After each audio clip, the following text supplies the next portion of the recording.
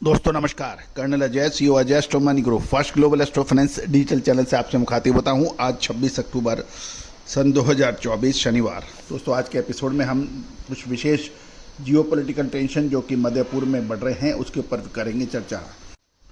आपका याद होगा, हमने लगभग एक हफ्ते पहले आपको एक अपडेट शेयर बाजार और जियोपॉलिटिकल टेंशन पे किया था और उसमें यही कहा था कि सूर्य और मंगल जो कि अग्निकारक ग्रह हैं, ये दोनों ही अपनी डेबिलिटेड यानी नीच राशि में प्रवेश कर गए थे और उसके बाद पूरे संसार में शेयर बाजार के साथ साथ जियोपॉलिटिकल टेंशन बढ़ने की उम्मीद जताई गई थी, जो कि अक्षर सत्य साबित होती देखी गई है।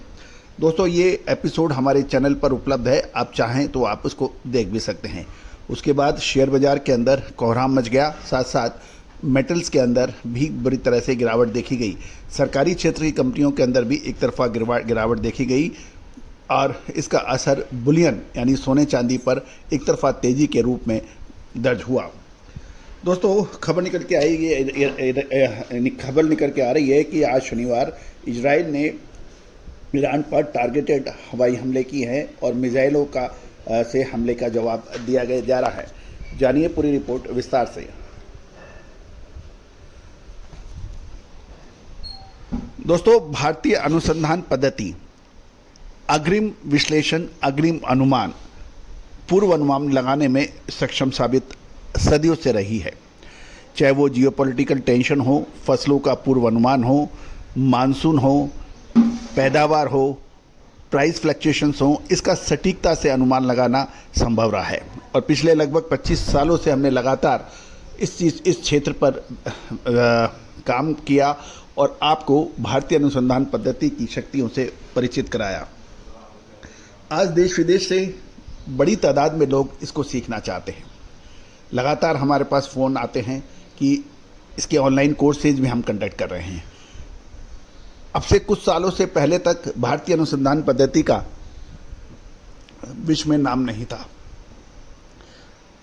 कमोडिटीज, करेंसी, स्टॉक मार्केट के अग्रिम विश्लेषण में भारतीय विशेषज्ञों को कोई विशेष तवज्जो नहीं दी जाती थी। आज पूरे विश्व से, चाहे अर्जेंटीना हो, ब्राज़ील हो, यूनाइटेड स्टेट ऑफ अमेरिका हो, पाकिस्तान हो, अफगानिस्तान हो, भूटान हो, श्रीलंका हो, बांग्लादेश हो, सिंगापुर हो, सभी जगह से हमारे चैनल को देखा जा रहा है।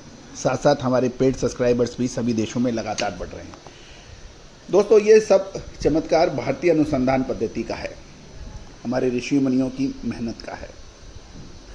खबर निकल के आ रही है कि इजराइल ने शनिवार आज सुबह ईरान के सैन्य ठिकानों पर टारगेटेड हवाई हमले किए, जिससे दोनों देशों के बीच में तनाव बढ़ गया है।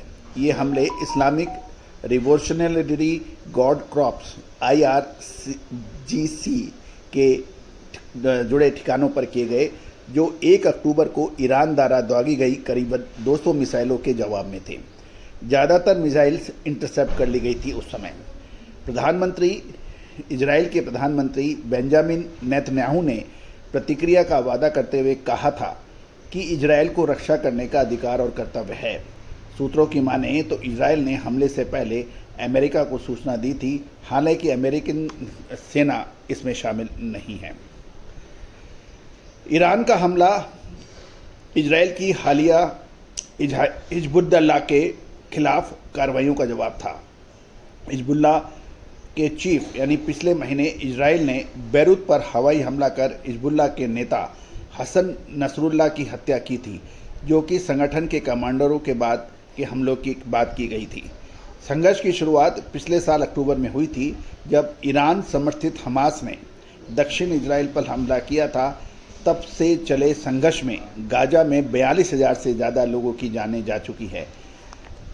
गौरतलब है कि पिछले 1 साल से मिडिल ईस्ट में जो तनाव चल रहा है, दूसरा रशिया और यूक्रेन में लगभग 2 सालों से अधिक समय से जो तनाव चल रहा है, ये तनाव धीरे धीरे बढ़ता जा रहा है और इसका असर ग्लोबल इकोनॉमी पर भीषण पड़ा है। आने वाले समय में संभवतः American economy, Chinese economy, Russian economy European economy, सब पर आंशिक और पूरी तरह से प्रभाव पड़ा है।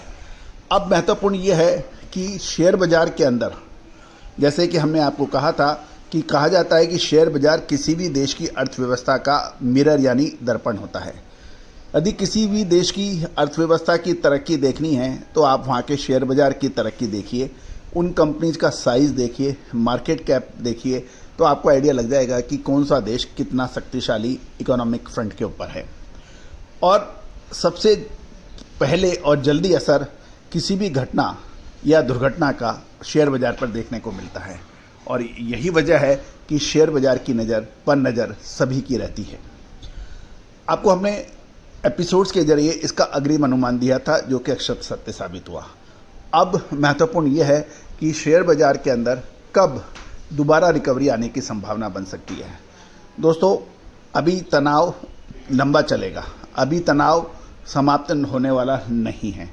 ये संभवतः 2025 के प्रथम क्वार्टर यानी जनवरी फरवरी तक इसका कोई निदान निकले तो निकले, अभी कोई निदान निकलने की संभावना नहीं है।